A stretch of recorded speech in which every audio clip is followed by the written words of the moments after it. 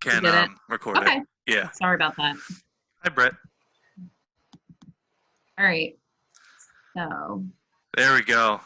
Sorry, Nancy. no, that's okay. Sorry about that. All right. So like the same method I use for buyers and sellers. Why is it important to have a good CMA? Buyers, you're promoting confidence. You know, for a lot of newer agents, when I started out, you know, people have a lot of influences, especially young people. Their parents are giving them money. They have lots of people telling them things. If I have a seller and I'm going in, I know you experience this, the seller, all their neighbors might tell them that they're pricing their house too low and everybody else is telling them they're pricing their house too high. So with a buyer, you want to promote confidence in your buyers. You want to promote that you've educated them, you've shown them everything, and they know what's best, and they're not listening to all those outside sources. Also, you're going to determine a value range. You're not going to say this house is worth this much money. When you do a good CMA and you sit down, you're going to have a range. How much is too much? Where is too low to start? All of this will help you. If you've made them see the range, say, okay, we've determined this range. We know getting for this price is a really good deal. Paying over this is just too much. And that's really important. And we'll show this later, that when you have a buyer, I never make an offer without having a plan. I never make an offer without having sat down and evaluated the property with them and them knowing where we want to go in and where they're going to stop. If you don't do this, you could get yourself in a situation, maybe if there's multiple offers, where they bid too much and then later they rethink that and say, oh my gosh, that's too much to pay for this house. So, and then if you have to back out or they have to lose the house, they're okay because they've already know. I tell my buyers all the time, I said, I've often sold houses for more money than I would have let my own buyers pay for them. You know, I mean, that's just the truth, because the price to me isn't any different, but how I'm going to respond to that price is different if they're my buyer or they're my seller. For sellers, I used to, when I started in this business, prepare a beautiful packet, and they're still really nice to do. And I would take it to my sellers and give it to them. But what I found was that a lot of them, you know, they might look at it and say, well, where did she get this from? She didn't even put that house around the corner on there or something. So when I do a CMA for my sellers, I prepare ahead of time, but then I go and I sit down with them in front of the computer.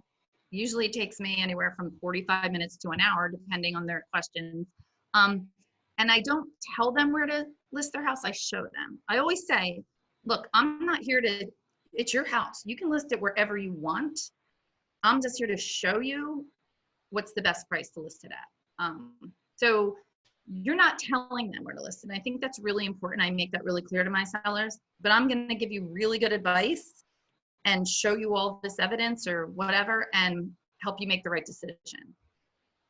And then again, I give a range on a number. A lot of times I'll come up with like a $10,000 range and I'll say, this is as low as I would list your house and I wouldn't list it higher than this, and that's why. We'll talk a little bit more about this, but only after you've developed that range based on things that have sold do you look at the actives, and that the actives can help you determine what that range is, but it's not going to dictate it. So I think the range is really important. I rarely set a price for a house until after the pictures are done and I'm ready to put it up on the market, because a lot can change as we see in people who are available and what's there. And then when I have a range, where you're going to list it is interesting, because if I know I have a house that I'm going to put on the market and I know that I'm going to get multiple offers right away, I may not go to the top of that range. I may stay more in the middle or closer to the bottom, knowing that people will happily pay that higher number and they'll feel like they can jump over it. If I have a house that's great and I know it's priced right, I might stick near the top of the range if I don't think I'm going to get a ton of buyers, because I don't really want to drop my price, but you want to leave the tiniest bit of wiggle room. But you still want to.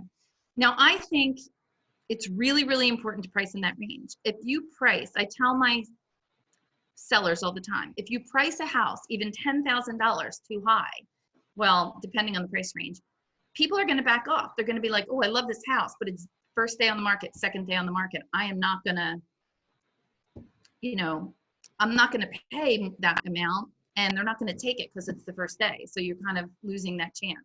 But I don't wanna get, again, I don't wanna get too much into this. I wanna do a search, so let's move on. Factors, I mean, we all know the basic factors of determining the market value: location, condition, and size. Those are kind of the three general basics, and that still is the case. Oops. I would get to like a series of searches. So then you have to determine how are you going to search for this particular house. If it's in a condo building or it's in a development, that's pretty easy usually. You're gonna find the most like houses to that. If not, I always do a radius search first. In this city, that's real important because neighborhoods can be stretched out like this. Also, you know, you could be in the edge of different zip codes and things like that. Then I do like a zip code or neighborhood, and then we'll talk about unique or like properties for houses maybe where you can't find what you need in the immediate area. So my initial search criteria that I would use is 6 to 10 months, depending on how many things I'm gonna find. Generally, I start out with 10 months. I don't go more, because by the time you would get the house on the market, you'd be at least at a year. So I don't want my clients clinging to something that was sold 12 months ago. I tell them, if something sold a year ago, I don't care what it sold for, it is not a comp, unless you're dealing with really unique properties. So obviously 6 is ideal, but I might have to stretch it out to find the best comps. I might start with a 10-month, but I generally don't go outside that range. I start with the radius search. Condo or houses, don't search both at the same time. If you don't already know that, they're totally different and have to be looked at different. Beds and baths, you know, you can do just exact bedrooms and exact bath, but that's not going to tell you the whole story. We all know a lot of 3-bedroom homes are smaller than some 2-bedroom homes. So if it's a smaller home, I'll do 2 to 3 bedrooms, because some of the 2 bedrooms are the nicer ones that have been converted. 1 bed versus 2 bath is important though, because that second bath really adds a tremendous amount of value to a lot of homes. So I start out my searches pretty broad and then I narrow it down. But if it is a 1 bath home, even if it's 1.5, you just put in like 1 full. I don't put in anything for the half ever. I'll start with just 1 bath. I might look at 2 baths after in another search to see, gosh, what could your home be worth with a second bath?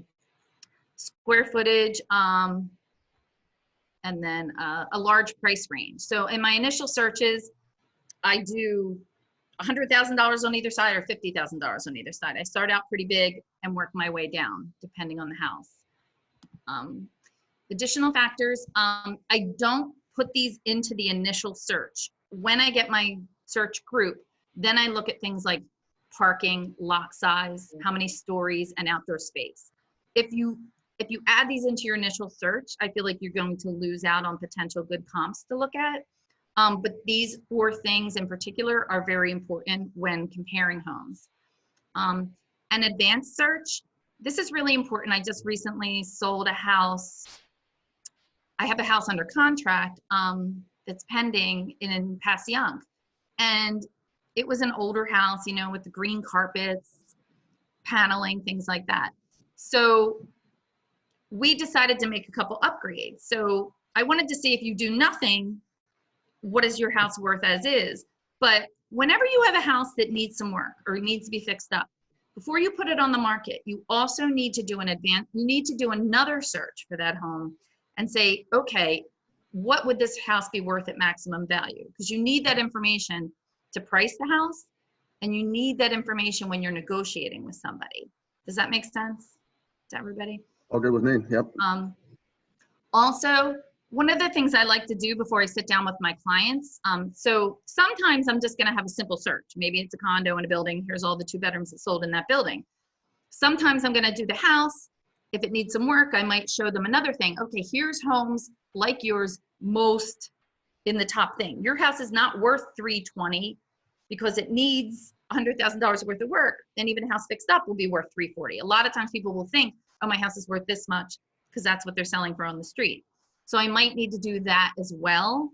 And then a lot of times I like to go back, and sometimes it's useful information and sometimes it's not, but I just like to take their street. What sold on your street in the last 5 years? Just it's like information that people like to have and kind of show them what's been going on or how numbers went up and down or stayed the same. I find that people like that when I show that to them. So I might also show them that when I'm sitting down with them. Okay, special circumstances.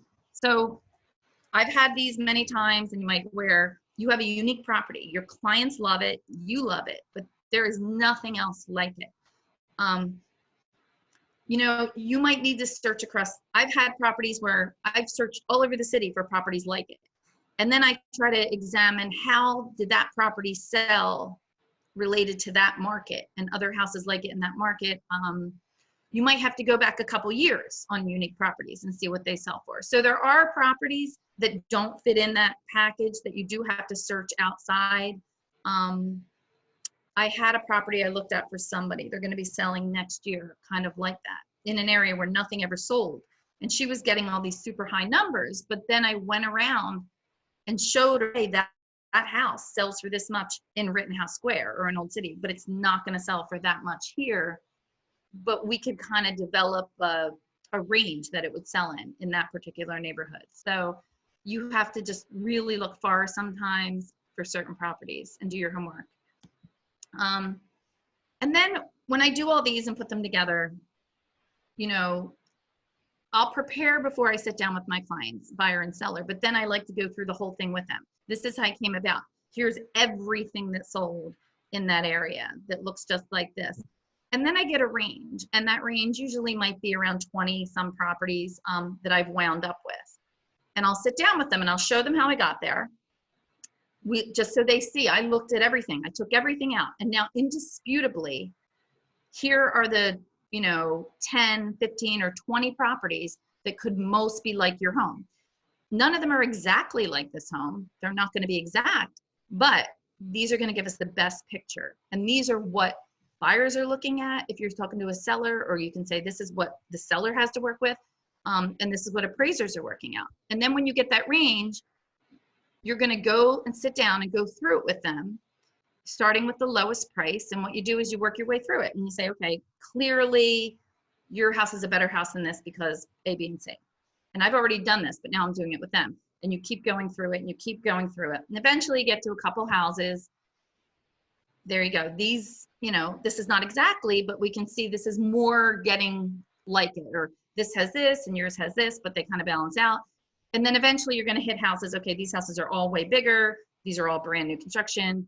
But now you've wound up with probably, you know, maybe 2 to 10 properties that are most like it. And you'll find that that range can be pretty tight and people can feel pretty good about the price they're making. So that's all from my PowerPoint. I wanted to jump into a search. Does anybody have any questions so far or anything? I mean, none of this may be new to some of you. I don't know. People do similar things, but for me, the visual of sitting down with people really makes an impact. So now I just have to figure out how to go back to the screen. Hey, Nancy. Yes. So do you find, like, when you sit with a potential seller, Mm-hmm. is this very convincing with them? Like, if they really, you know, sometimes personal, they really feel like their house is worth, Yes. like you said, like a lot more. You sit here and do this kind of homework with them and kind of convince them what is a fair, reasonable, like, market value price for the home? Yes. So I sit down, and sometimes I don't look up what they bought the house for before I even do this. I tell them, I just do it straight from numbers. Then I sit down with them, and I may ask them before we go through it. I say, let me know, what do you think your house should sell for? I always ask them that question because then I know where they are mind-wise. So I had a particular guy who was like an architect, engineer, which I love them. A lot of my clients are architects, engineers, but they're the worst. And he was certain what his house was worth. And he had a whole list of homes for me. And I went through this with him. And every home he had was a home that was on the market for like I forget what year it was, but they were on the market for like 200 days. There were all these houses that were listed probably around 2008, 2009 for all this money. And now it's 2010 and the market was different. And I said, that house has been on the market for over a year. It hasn't sold. I'm like, these don't matter. And he kept wanting to argue with me. I said, find me one house. I mean, eventually I sat down with him a long time, but he got it. And we did list his house and we did sell with multiple offers over asking right away in a really down market, because there were like a dozen houses all around him overpriced. Not everybody's going to go for it. I mean, one time I sat down with the guy, was showing him this evidence and he didn't want to look at it. And then he tells me, well, you know, oh, that house, it's in the same development. It was up in Brewery Town. This is years ago. And he's like, oh, you know, people got shot on that corner and you can hear it. You can't even hear it from my house, which is in the same development. I'm like, okay, I'll be sure to use that on the marketing material. I mean, Oh my God. you know, like there was no, I obviously didn't list their house, but, you know, he got my point. I mean, but that was going to be a waste of my time. To like there and $50,000 more than another house that's way better than it in the same development that's exactly the same. I mean, it's like not logical at that point. right. And not only that, like you know, if people want to argue with you, occasionally I might list a house slightly higher than I want to or recommend, but I mostly won't. I mean, I don't want to say argue with people, but I'll really push my point. Or I'll say, all right, we'll do it your way for a month, but then we're taking it off the market for 30 days and we're going to do it my way.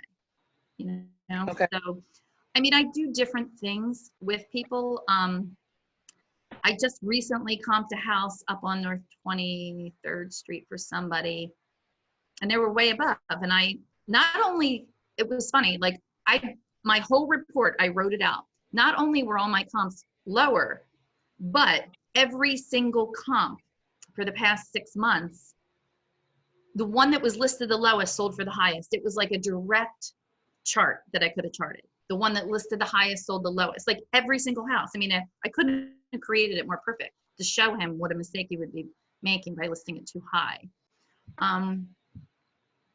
Anyway, just a couple other things. I wrote down some notes. I'm sorry before I do this. So, like I said, it's really, really important in defending your position. When I was newer at this, my clients who were extremely influenced or being told things by their family or friends, they believed me because they saw it. They sat down, you know. Sometimes I had to sit down with the mom and the dad and I'll do whatever I have to. For sellers, I don't know if you have this experience, but you'll give a price and then their neighbors are telling them they're listing it too low, you know, and you know it's not the case and they know it's not the case. But outside opinions are really important. And like I said, negotiating. The amount of times that I will package my information when I put this information together, I make to the other agent, I make sure that I do it in such a way that is nice and just specific so that they can actually forward that directly to their seller to help them make your case. I don't know. So Can I ask you one more question too? yeah. When I was showing houses recently, both clients I was walking through homes with would ask me like almost initially, what did this house sell for? Do you have like a good counter to that in like a very easy one-liner? Right. I say, it doesn't matter. You know, market value is what somebody's willing to pay for a house at any given time, period. Like that's what the market value is. It might not be, but it doesn't. And that's what I mean, everybody wants to know that. And you can't convince them, you know, it doesn't matter. It doesn't matter. All that matters is these comps. It's hard to combat that because people care so much about it. It's like I said, why I tell people when I sit down, I don't even want to know what they want to sell their house for. I don't even look at what they bought it for before I do an analysis of it. I mean, I'm not influenced by it. And I just keep kind of calm. Like, I'm about the numbers. I'm about showing you what your house is worth, showing you a plan to get the most money for your house. And one thing I do say is that, look, real estate is, I have a lot of clients who are lawyers, and I've had multiple clients who are actually real estate attorneys or commercial real estate attorneys, and they want to make an argument based on, facts and this, but real estate is emotional.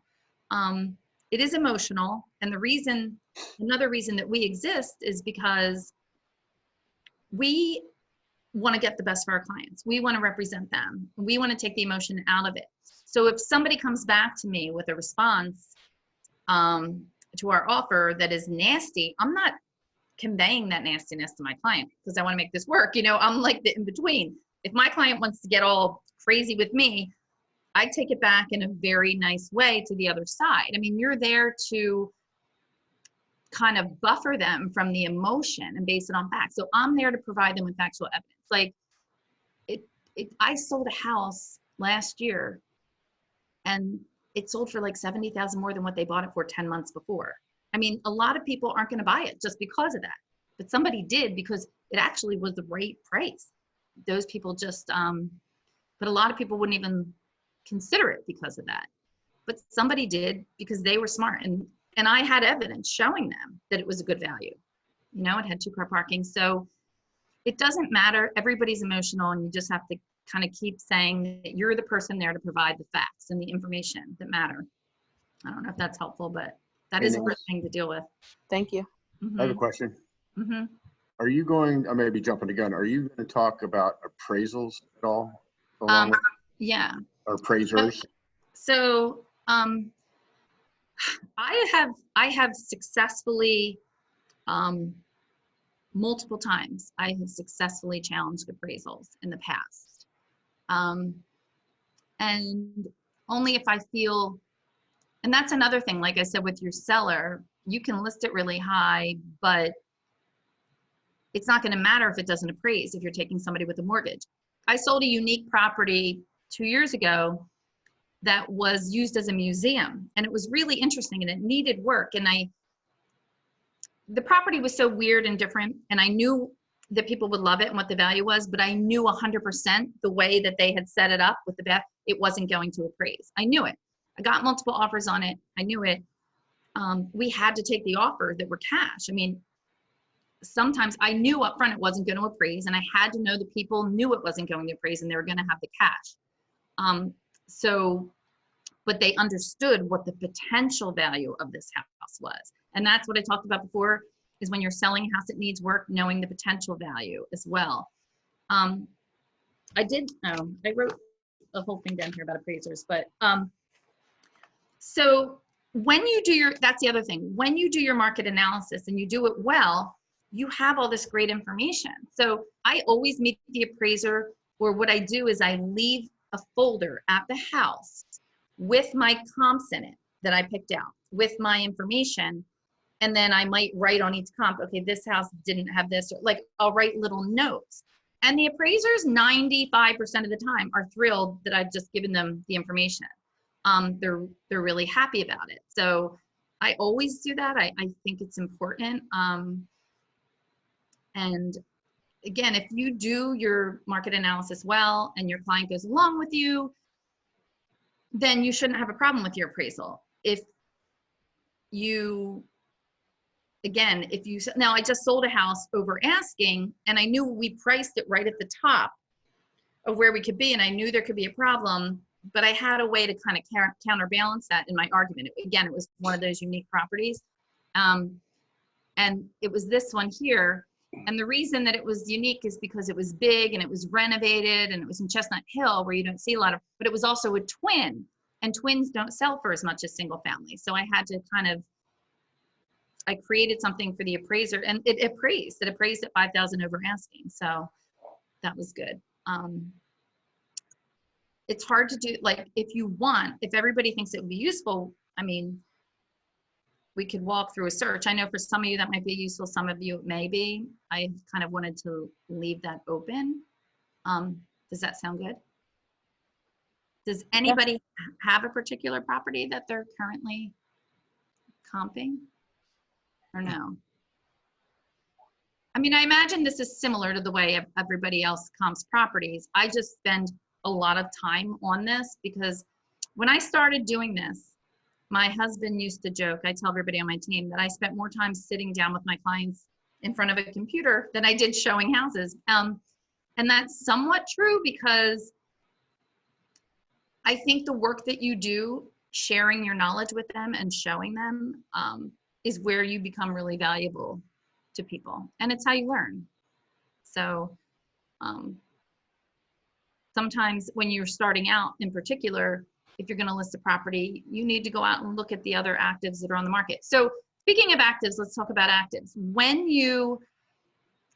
I said don't look at the actives, and you shouldn't. However, you've done your work, you've looked at all the pendings, you looked at all the solds, and you've determined that range, that market range. So now you set that aside, then you go and look at things that are on the market that would be anything like this property.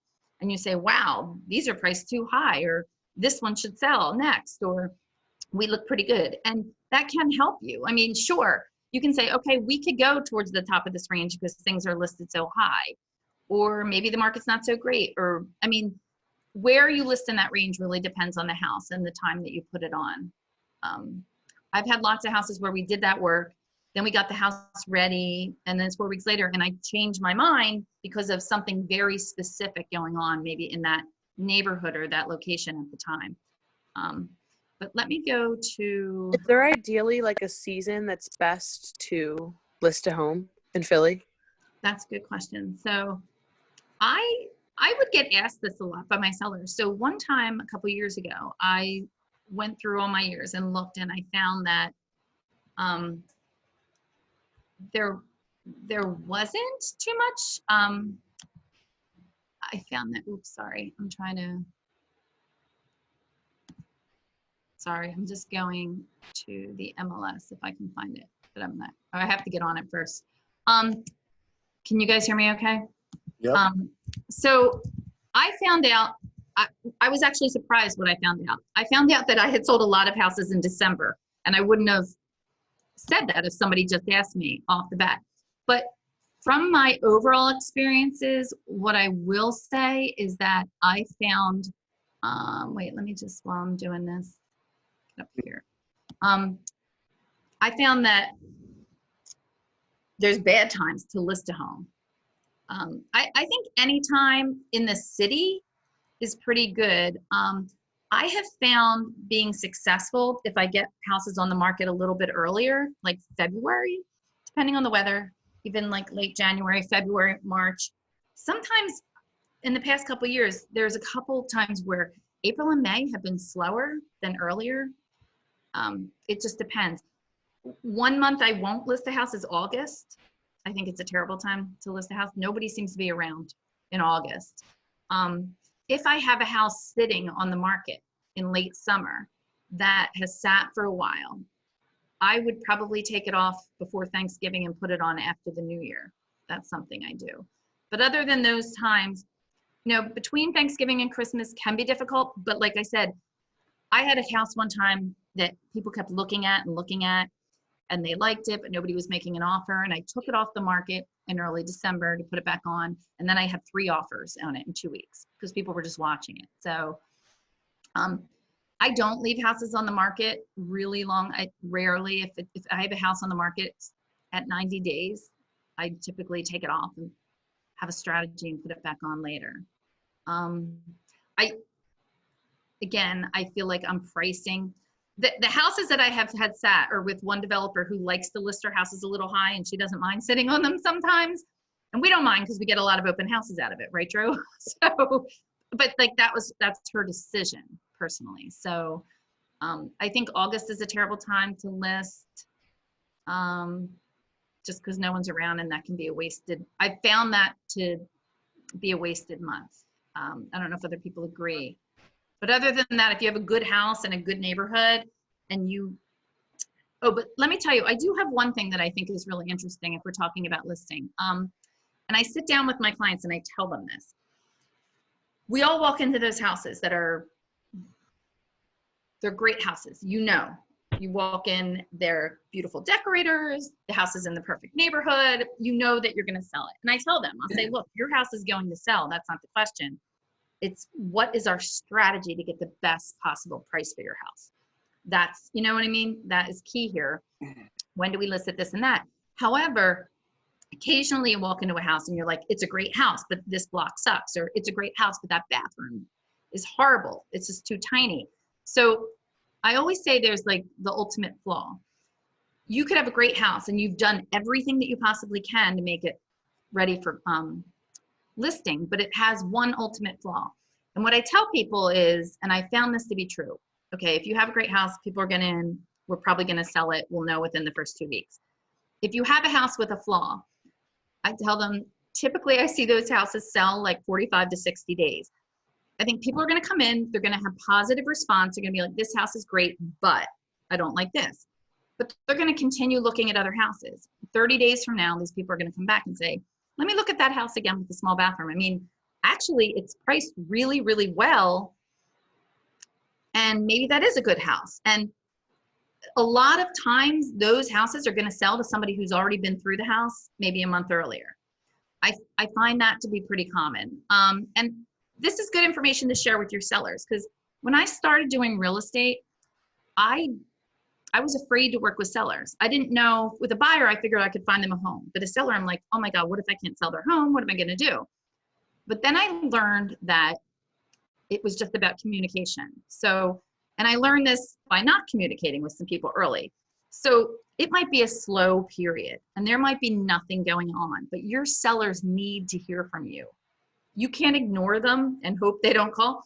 So every week I would make sure on a Friday, I would sit down with them and be like, okay, here's how many views we have this week. Here's what's sold in the area.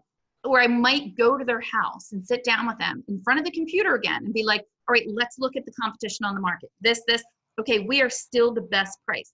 Or, oh God, that house is probably gonna sell before ours. But you're sharing information that you have.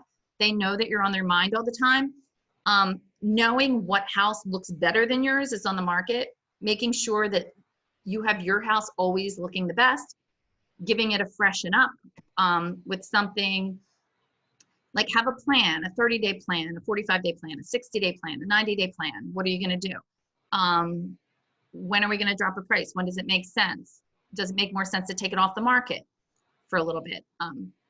But just communicating with them. And I've said this before, but some of my best referral people that I've ever had are people who had the hardest houses to sell, or it took me a long time, but they also saw how hard I worked for them, so they knew how hard I worked.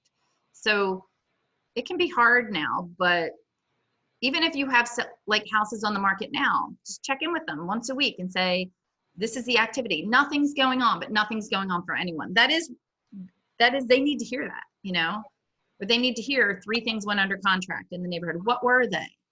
And why did they go under contract and not your house? So you're constantly kind of analyzing the value of their home. You're not just letting it sit there. So that goes for any time of year. Sorry. All right. I'm trying to go and I can't find it. I'm really bad at this. Sorry. I'm trying to share the MLS, but I can't find it on my thing. Okay. Nancy. Yes.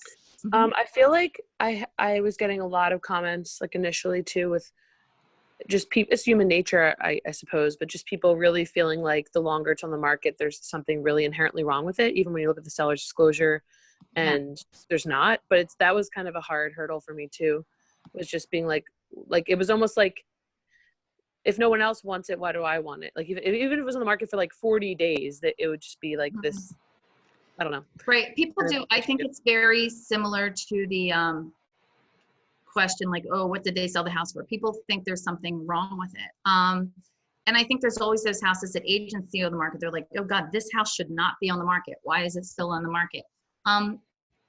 That's just me personally. Like I said, I rarely let a house sit for, it's a rare situation where I let a house sit for 90 days without taking it off the market myself. But that's just me. And it depends on the situation of your particular seller. I believe that. I mean, I also think there's deals to be had with things that sit on the market or things that are not staged well. All right, I am sorry. I'm trying to get back to, if everybody bears with me for 1 minute.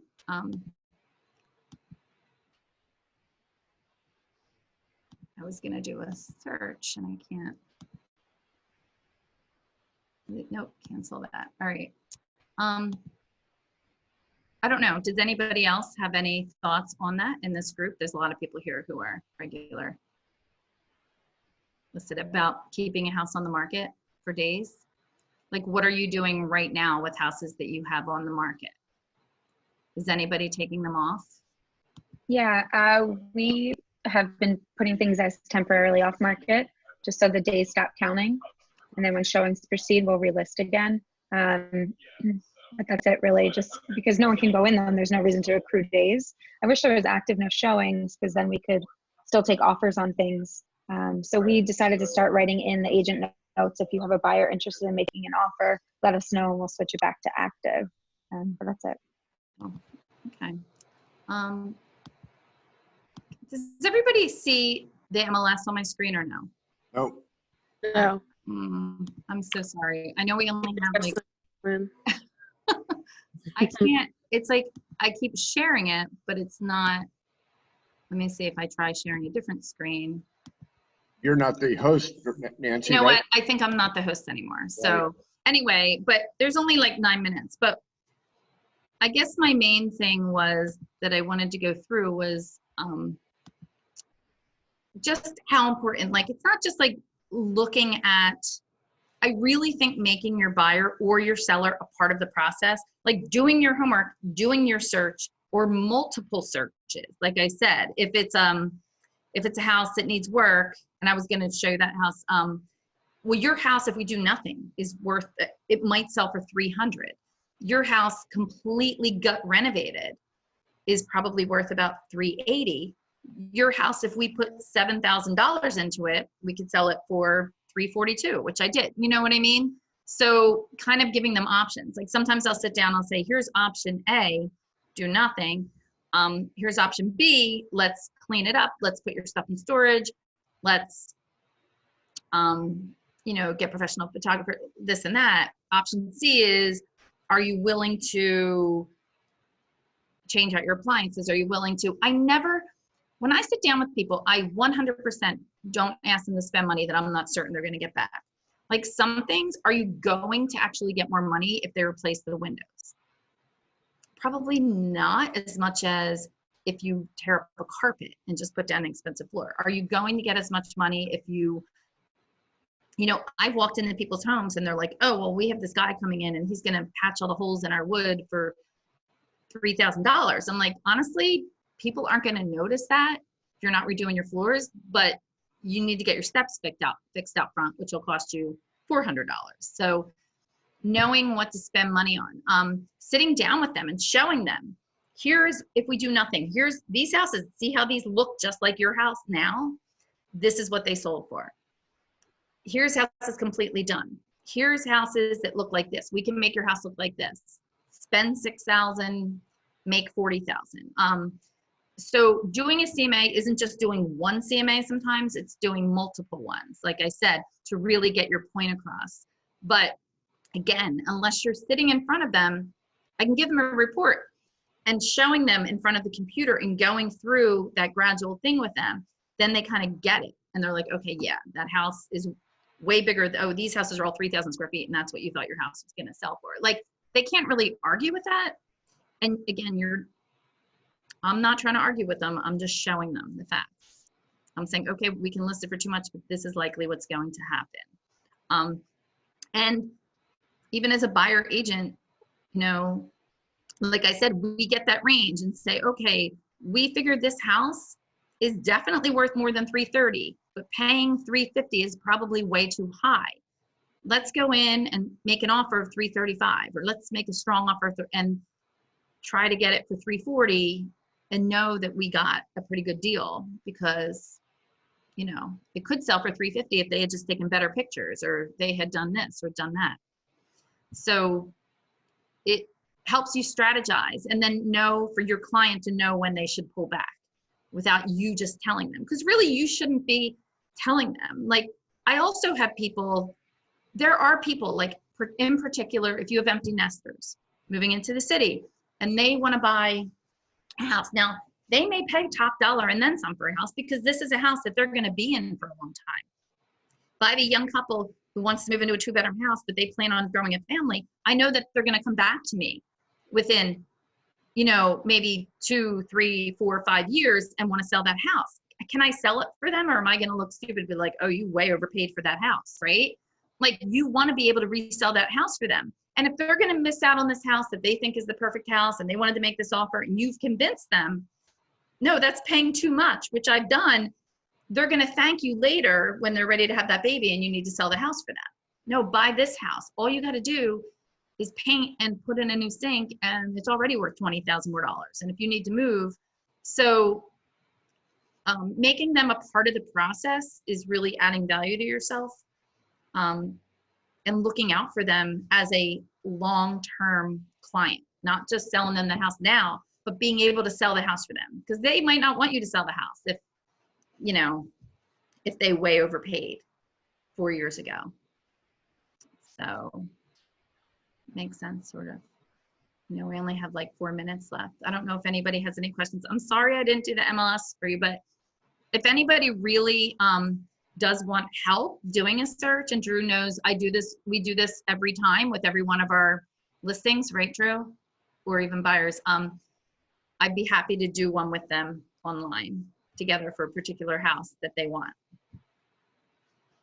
So for a multi-unit. I also, I want to say, I do work with a lot of investors too. So I have, for different investors, I have very particular calculations that we use in comparing properties. If anybody's, but that's like a whole different criteria. So if anybody's interested in that. I don't know. Any questions? No? Chance, I would love to see if you can record yourself doing a CMA on a property. That's a good idea. Record it and then post it for people to look Yeah. at. And I would love to see what you're doing with investors too, because obviously it's a different animal when you're looking at that stuff.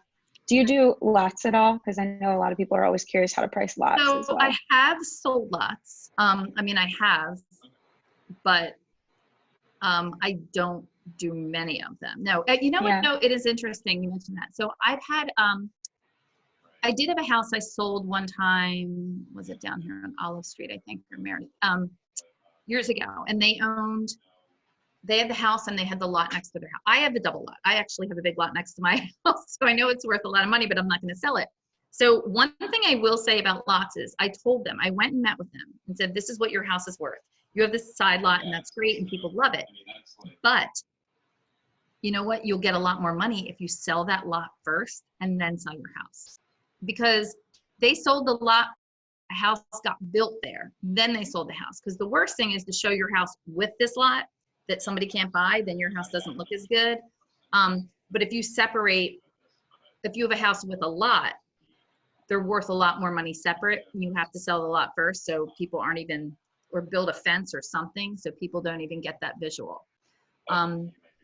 But the only thing I would say about a lot is you have to know from somebody what are the full construction costs, and what are the demo costs if there's something, well, if it's just a lot, like what are the full construction costs? Yeah, no, it's always fun pricing lots. Everyone thinks they're worth way more than they actually are. Yes. But I'm like, cool, but they're going to look at what the out sale is, but how much does it take to get to the out sale? If you're selling a lot for $250, but the out sale's $500 and it's $250 a square foot to build it, right, you're not making any money. So no one's going to buy your lot for $250. I don't think people have any idea. And I think even now, like I was talking to some of my contractors, like getting certain items, the costs can really go up on construction materials in a year. Yeah. Notice. Yeah. So that's kind of an interesting thing that we could share though. Yeah. Brittany Nettles commented that she would like to see your investor formula approach as well. Right. And it, like I said, it differs for different investors, what they're looking for. But I mean, yeah, definitely. I could probably set up another Zoom link and then you just go on. Well, not even just me, but people could share. Yeah. Like they're different, investor styles are what, like I have one investor, they bought 5 things for me in a year, but he never even, he never went and looked at any of the properties. So that was good. But I knew criteria, Yeah, I find that investors don't necessarily need to see the lot as long as they know dimensions, location, and what out sales and ARVs are in the area, you know? Right, right. And the thing is, this whole situation is so weird right now because investors, a lot of times, investors would still be buying, but a lot of investors have tenants right now that might not even be able to pay their rent. So, Yeah. Well, and who knows when they can break ground again or get anything moving. You can't right, even get things anything moving. So approved right now. So, yeah. I think we're Thank you, Nancy. all in a halt. Well, thank you for coming. Sorry. I hope it was somewhat useful. I'm not, not just rambling on, but No, it was like good. I Thank said, you. I spend a lot of time evaluating price for both buyers and sellers. Probably a lot more time. But anyway, thanks for coming. And like I said, if anybody has individual questions or wants to go through a search together, I will try to record one just step by step the way that I do it. But if anybody wants to, you can just contact me. I have time on my hands now. So Awesome. Thanks, Nancy. Thank you. thanks everybody. It Have was a good great. day. Thanks.